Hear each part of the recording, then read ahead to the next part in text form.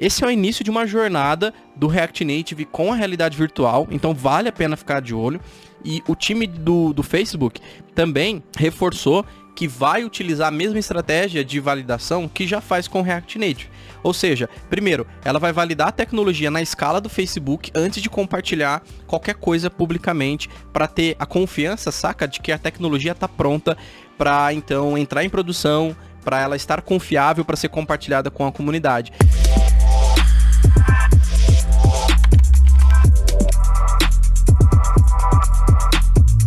Fala Dev, aqui é Rodrigo Gonçalves e é muito bom ter você aqui. Esse que é um vídeo especial, o ano já tá acabando, eu tenho uma sensação de que passou muito rápido, muita coisa aconteceu, né, durante esse ano e a gente já tá na reta final. E todo final de ano sempre tem umas coisas que são bem características dessa época, como por exemplo, começa a aparecer uva passa em todas as comidas, panetone pra todo lugar e todo ano tem que ter uma retrospectiva e tal, pra gente olhar pro que passou. E é bom olhar para o que passou, porque nos ajuda a entender para onde a tecnologia está indo, quais são as apostas da tecnologia. E se você utiliza o React Native como eu, para desenvolver aplicações, você percebeu que rolou muitas novidades e muitas atualizações ao longo do ano, e é muito difícil ficar por dentro de tudo, é praticamente impossível conseguir acompanhar todas as novidades e todas as atualizações que aconteceram ao longo do ano. Por isso, eu preparei nesse vídeo, com bastante carinho, uma retrospectiva dos principais acontecimentos do universo do React Native em 2021, para você ficar por dentro. Então, se prepara, já pega lá o seu café, seu suco, sua água, enfim, fica bem confortável aí, porque agora a gente vai fazer uma retrospectiva dos principais acontecimentos do ano no universo React Native em 2021. Então, bora lá! Mas antes da gente continuar com a nossa retrospectiva, diz aqui nos comentários se você está curtindo esse formato de vídeo e qual das novidades ou qual o acontecimento aí que rolou nesse ano do React Native que te deixou mais hypado, que te deixou mais feliz, que te deixou mais empolgado. Então eu tô bem curioso para saber qual desses acontecimentos te chamou mais atenção e te deixou mais hypado, empolgado ou empolgada, e deixa aqui nos comentários para eu saber, tá? Então vai ser bem legal a gente fazer essa interação aqui também no chat para saber o que cada um mais curtiu das novidades, e também coloca aqui no chat se você tá curtindo esse formato de vídeo, tá? Então, bora lá! Vamos continuar com a nossa retrospectiva.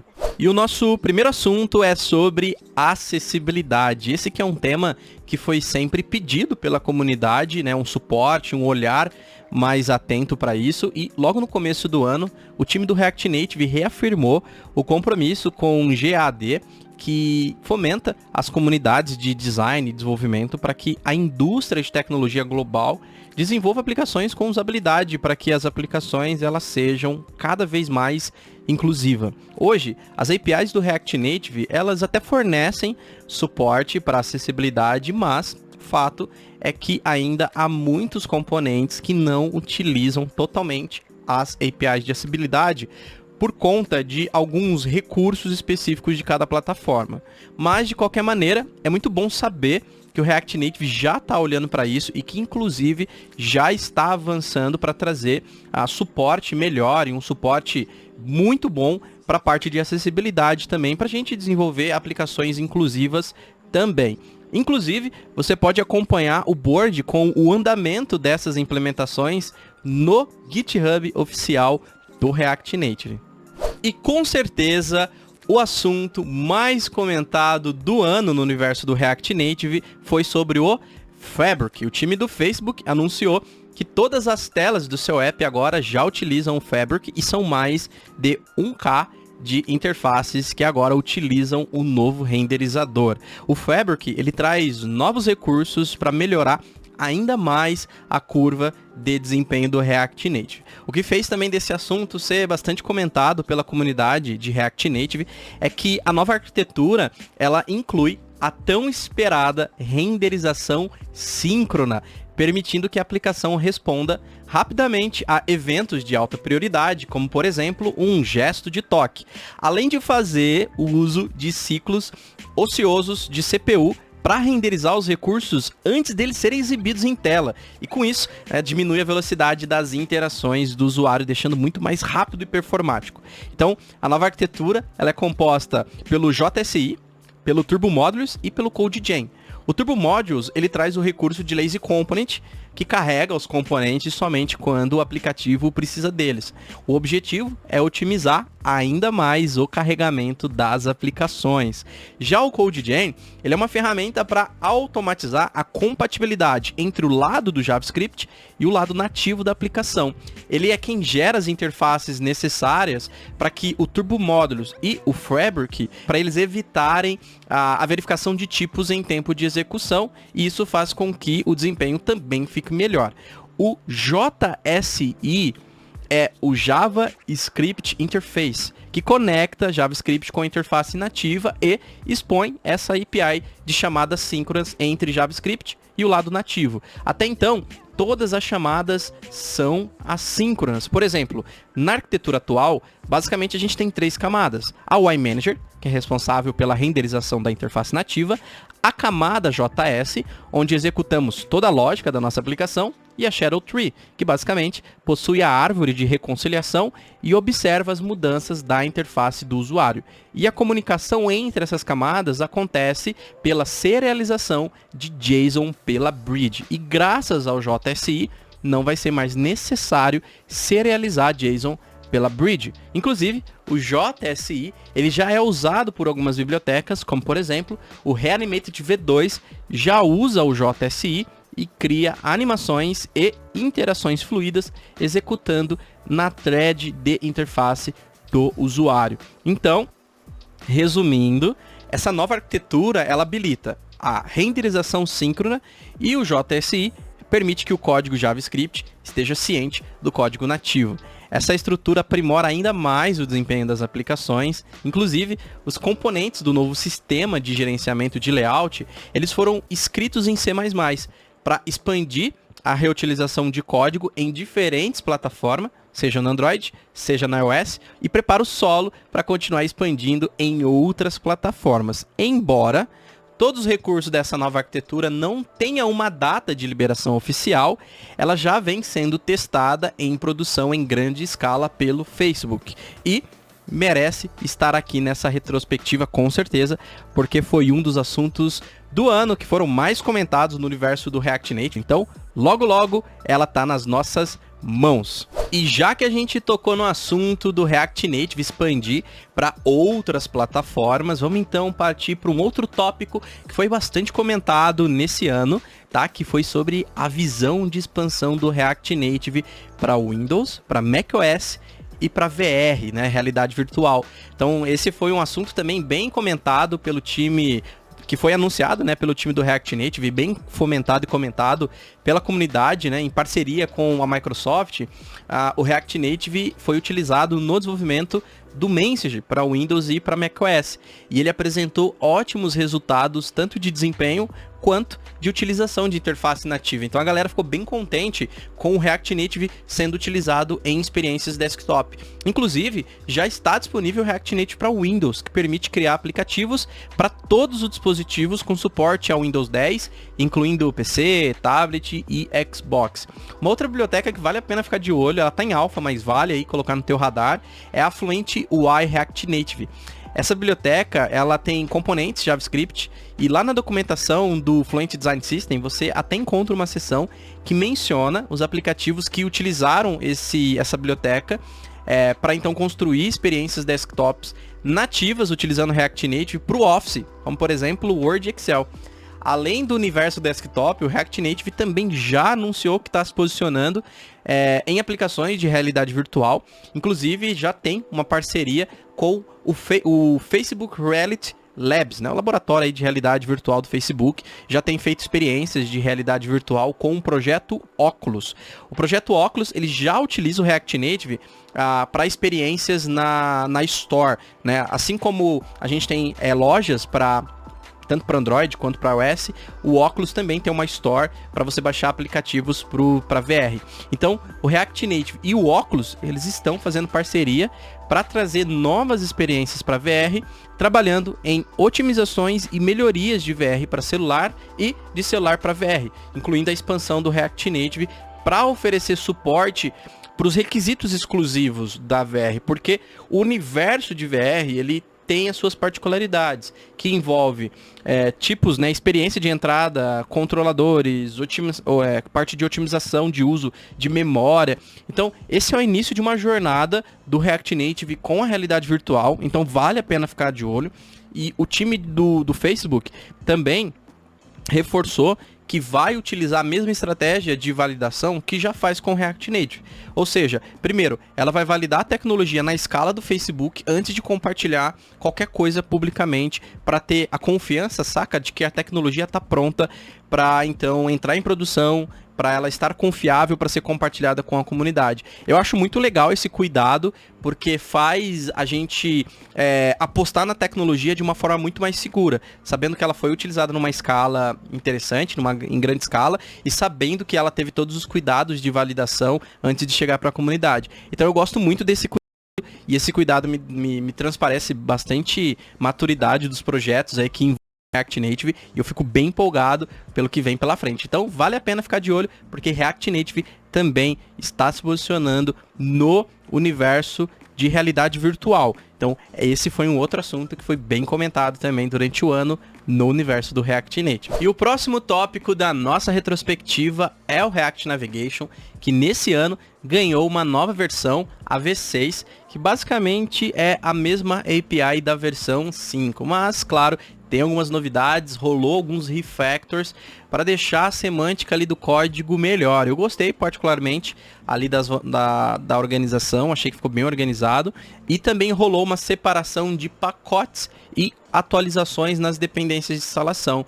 Por exemplo, agora quando você instala o React Navigation, as dependências elas são o React Native Screen e o Safety Area Context, né? O React Native Safety Area Context. Essas são as dependências que você instala agora. Também rolou refactor nas opções de personalização da navegação. Então agora as propriedades Tab Bar Option e Drawer Context Option, por exemplo, elas estão dentro da propriedade Options. Então ali dentro de Options você consegue acessar todas as outras propriedades para customizar a sua navegação, as rotas, enfim, né? Então essas são algumas das novidades. Outra novidade também é que alguns dos componentes, né, como eu comentei, eles foram extraídos e agora fazem parte de um pacote chamado @React Navigation/Element.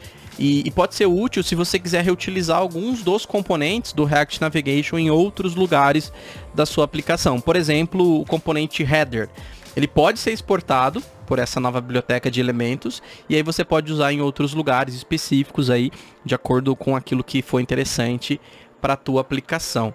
Além disso, o React Navigation 6 ele tem um novo componente chamado de Group, que ajuda a organizar as telas da sua navegação. Eu já estou usando ele, inclusive, para separar rotas de administrador, rotas de perfil de usuários distintos. O componente Group ele não renderiza nada, tá? Então ele atua como se fosse um fragment e ele não afeta o desempenho também. O foco dele é agrupar rotas. Então é um recurso que eu estou curtindo usar e já estou usando nas minhas aplicações. Também é possível passar a propriedade Screen Options para esse grupo ou para um grupo específico e aí você consegue aplicar aquelas propriedades a todas as rotas que fazem parte desse grupo. E também é possível alinhar componentes group dentro de outros grupos. Enfim, você tem um monte de possibilidades que você pode usar com os groups nas suas rotas. E para finalizar essa parte do Navigation 6, ele também tem agora a possibilidade de você definir globalmente as rotas, né? Definir a tipagem das rotas que vão estar disponíveis na sua navegação. Então você pode criar um arquivo de tipos, por exemplo, ou fazer essa tipagem dentro ali do seu route. Eu particularmente estou curtindo fazer em um arquivo específico. Aí eu crio lá por exemplo, navigation.d.ts e dentro eu consigo definir globalmente quais são as rotas que vão estar disponíveis ali na minha aplicação. E isso é um recurso muito legal, porque quando você for dar lá, sei lá, um navigate, e aí você abre o parênteses ali, e aí você quer ir para uma rota específica, o próprio Emmet ali, o próprio IntelliSense da IDE, no caso do VS Code, ele vai te ajudar ali mostrando quais são as rotas que estão disponíveis ali na sua aplicação. Então isso é bem legal, poder definir, né, usar o TypeScript aí e tipar as nossas rotas. Ajuda bastante, principalmente na produtividade, e também evita bastante escrever o nome de rota errada ou ter que ir lá no arquivo de rota para ficar procurando o nome da rota. Então é um recurso que ajuda bastante também. A próxima parada da nossa retrospectiva é em setembro, porque em setembro rolou o lançamento do iOS 15. E das atualizações, aquelas que são mais significativas para nós e que vale a pena ser mencionada aqui, foi a alteração na maneira de desabilitar a barra do QuickType para os text input. A barra do QuickType é aquela barra que aparece acima do teclado com 3 palavras de sugestão de acordo com o que o usuário está digitando, para poder ajudar na experiência de digitação, para ele clicar ali e completar. Então, se eu começar a digitar Rodrigo, R-O, talvez apareça Rodrigo, eu posso clicar e completar, saca? Então, pode ser que você queira ocultar essa barra. Antes, era só definir a correção automática como falso, que ela já era desabilitada, mas agora, com essa nova atualização do iOS, para poder ocultar a barra do QuickType, você também precisa definir as propriedades de verificação ortográfica e de autocorreção como falso também. Aí, desabilitando os dois, ele vai então sumir essa barra do QuickType. O segundo ponto é sobre a barra de navegação, que tem agora um detalhe transparente. O iOS 15, ele altera o comportamento padrão da barra de navegação, e a barra de navegação, ela fica transparente quando o conteúdo é rolado. Então, quando você faz o scroll, a barra que fica no topo ali, né, o header, ele fica transparente, né? Então, vale a pena se ligar, porque dependendo do design da sua interface, a leitura nessa área, ela pode ficar um pouco comprometida, então é um ponto de atenção. Em outubro, rolou o lançamento do Android 12, e um dos destaques pra gente, né, desenvolvedor e desenvolvedora de React Native, foi o efeito de rolagem over scroll. Nas versões anteriores, quando você rolava os elementos de uma lista, o efeito ele fazia com que os elementos ali, ele meio que brilhassem, sabe? Meio que um efeito de brilhar. Agora, a partir do Android 12, os elementos, quando eles estão ali numa lista e você faz a rolagem, eles meio que fazem um efeito de elástico, então meio que se estendem e voltam ao tamanho original dele.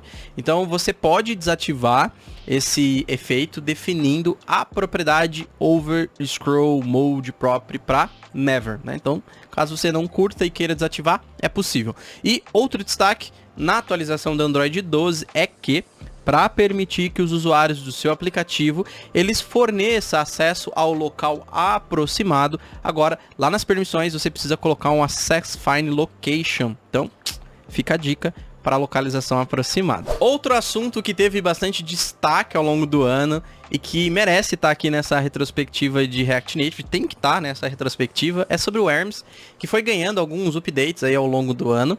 E se você não sabe o que é e não conhece o Hermes, ele é um mecanismo JavaScript de código aberto otimizado para executar o React Native. Ele melhora o desempenho, diminuindo a utilização de memória e também diminuindo o tempo de execução para que o seu aplicativo ele execute mais rápido. Então tem até um termo técnico para isso, que é TTI, que é o tempo de interação, que é quanto tempo a tua aplicação leva para ficar pronta para o usuário utilizar. Então o Hermes, quando você habilita ele, ele vai deixar o carregamento da sua aplicação mais rápida, tá bom? O Hermes, a princípio, quando ele foi criado para o React Native, ele foi criado para o Android, mas em março, o lançamento do React Native 0.64 trouxe suporte para o Hermes também no iOS. E aí, em outubro, o Expo 43, ele trouxe suporte experimental para o Hermes no iOS. Uma observação importante é que o Hermes, ele não está disponível, né? Para iOS ele não está disponível no Expo Go. Daí você executa utilizando o mesmo fluxo da CLI ou com Workflow. A partir da versão 0.8.1, ele traz um novo coletor de lixo simultâneo, que oferece tempos de pausa até 30 vezes mais curtos em dispositivos de 64 bits. A grande motivação do time do Facebook foi melhorar algumas cargas de trabalho com o uso intensivo de CPU. Se você quiser habilitar o Hermes no iOS para fazer testes aí, é só habilitar, lá no seu arquivo podfile, habilita Hermes Enable como True. E aí é importante você rodar um podstall para então setar essa configuração. E já que a gente está falando de Expo, não tem como deixar o Expo de fora dessa retrospectiva. O Expo eu curto bastante e venho utilizando o Expo praticamente em quase todas as minhas aplicações ultimamente. Teve várias atualizações ao longo do ano, o Expo, né? E em outubro rolou a chegada do Expo SDK 43. Nessa versão, a infraestrutura do módulo Expo, ela foi melhorada e simplificada. Por exemplo, antes você queria instalar ali aquela biblioteca de câmera, então você instalava React Native Câmera. E agora simplesmente você coloca Expo Câmera. Então, nessa atualização ficou bem mais simples. Além disso, o Expo CLI, ele também trouxe melhoria no tempo de construção do JavaScript em até 2 vezes. Então, ficou muito mais rápido. E também, ele diminuiu o tamanho do pacote final em até 18%. E talvez você também tenha notado, outra atualização bem sutil foi naquele QR Code que aparece quando a gente executa a aplicação com o Expo Start.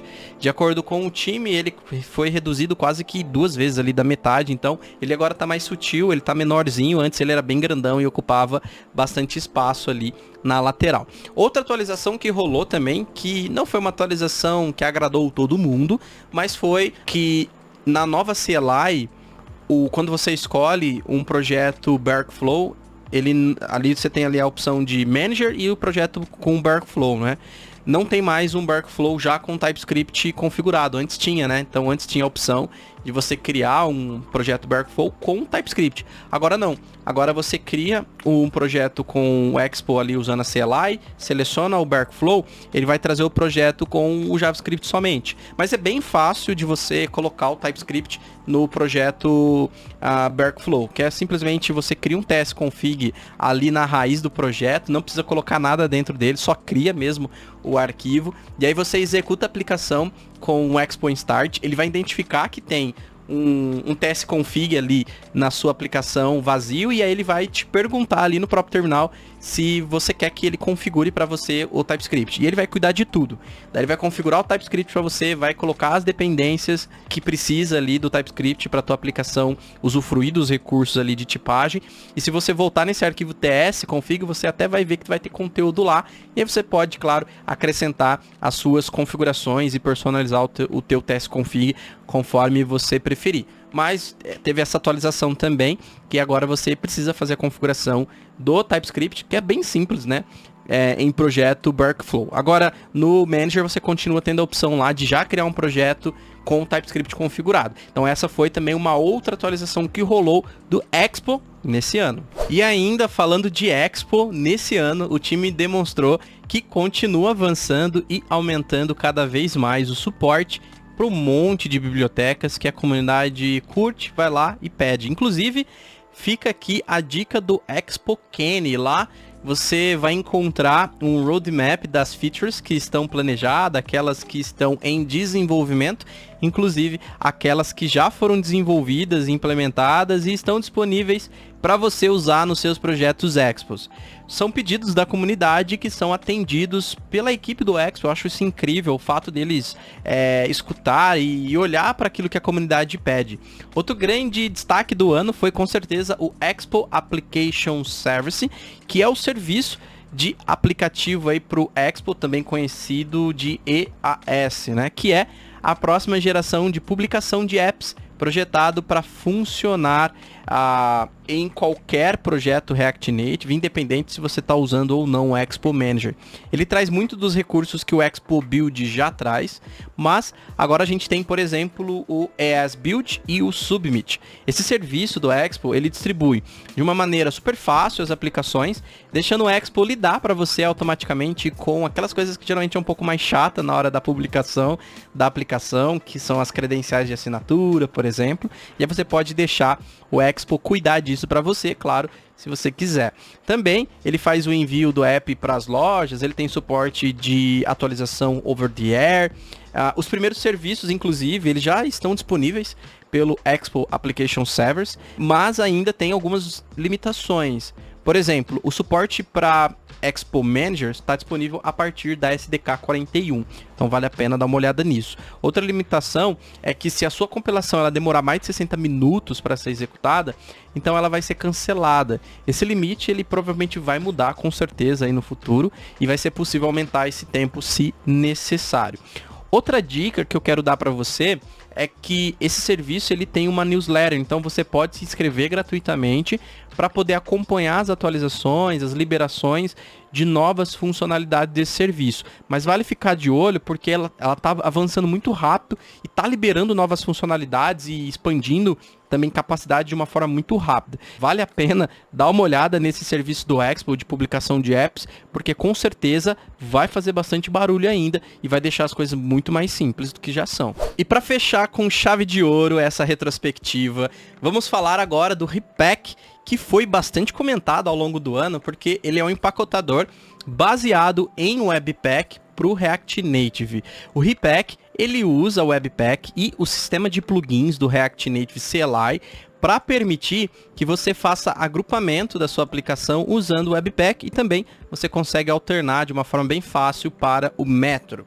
O Repack ele traz o benefício de Code Splint, que é a divisão do código em pacotes para você ganhar em performance.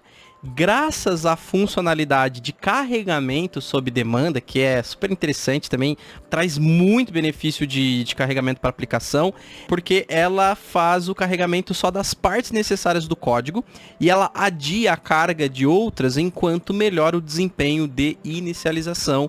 E isso é muito interessante, principalmente em aplicativos de baixo desempenho.